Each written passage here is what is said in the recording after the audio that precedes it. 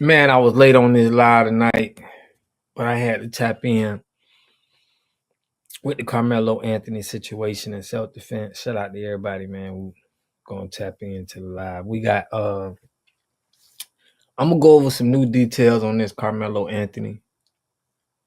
And I finally got a better understanding of why the police report was saying they were saying half of the truth. I mean, they was never saying what Austin Metcalf was saying to Karmelo Anthony. We ain't never hear none of that. They're just telling us what Karmelo Anthony was saying. But now I kind of got an idea on what Austin Metcalf was saying. And I'm going to go over that in this video. Make sure y'all subscribe to the channel, man. Hit that like button. It pushed me on the algorithm. I greatly appreciate that. Ishmael Bull, I appreciate you, brother. Always tapping in. So, Introvert, my guy, just dropped something on the father. Somebody put that in my comments too. They was like, yo, the father has a sexual assault charge. I'm like, no, we got something. So, Tania, I appreciate you. The fam is in the building. Y'all know how we do. We always holding it down for FBA, man. Shout out to everybody who been participating in us getting to the truth to this. So check this out. I want to get how y'all feel about this. They released a statement saying that Karmelo Anthony said, touch me. And then he was like saying all of this, punch me. But they never said anything about what Austin Metcalf was saying. So now it made me come to the realization that he was saying all of that because Metcalf was threatening him. That's just my opinion. I think he was saying, man, I'll punch you. Appreciate you, Tania. I think he was saying something and they're not putting that in the police report. So I feel like the police report, even with the video, they're not saying what Austin Metcalf said because he could have said some violent words or something violent to Karmelo Anthony. Salute, Captain Private, man. That's one of the, man, you've been holding me down for forever, brother. I appreciate you for real. Always holding me down, man. My boy KG. So listen, I feel like this is why they're not releasing the video and they're not saying what Austin Metcalf said. Because it probably was violent words that he's saying that's going to make him beat the case. Because if he says something like, man, I beat your behind, or anything like I punch you in the face, or anything violent, it calls for self-defense.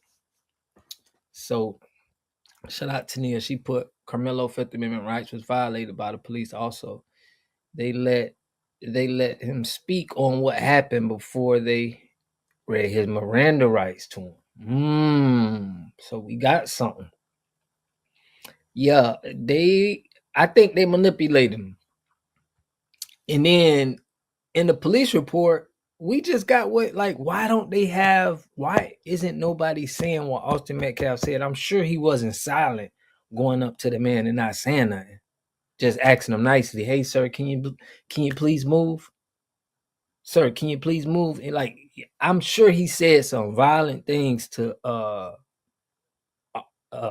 Karmelo Anthony, but they're not saying that. So we see how they do with us, man. And I remember me just getting in trouble in the police report. They writing stuff in the police report, and so it's always been problems with the police report with dealing with us, when we get arrested. So I think it's a lot of stuff that they leaving out and they not really telling us because it's just gonna have us draw a conclusion that Karmelo Anthony had a right. Now, I'm gonna say this.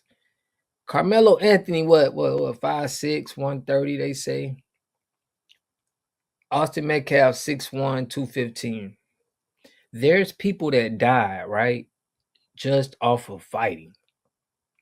Just off of somebody coming at you in an aggressive manner. There's people that head hit the concrete, You could pick somebody up and slam them on their head. So I can't judge a man, bro. I never can judge a man in his discernment of how he has to take action. So if somebody big is coming up to you, bro, and they talking, you can't gauge, what they'll do once they grab you up. Salute, is she lovely? Appreciate you. Because it shows Karmelo in the right. But they keep saying that, okay, you can't put the force. If somebody come at you with force and they way bigger than you and they like trying to grab you, like that's enough to do harm. Like you could grab me, you could pick me up, you could do something that really hurt me. So especially you being, 80 pounds heavier than me.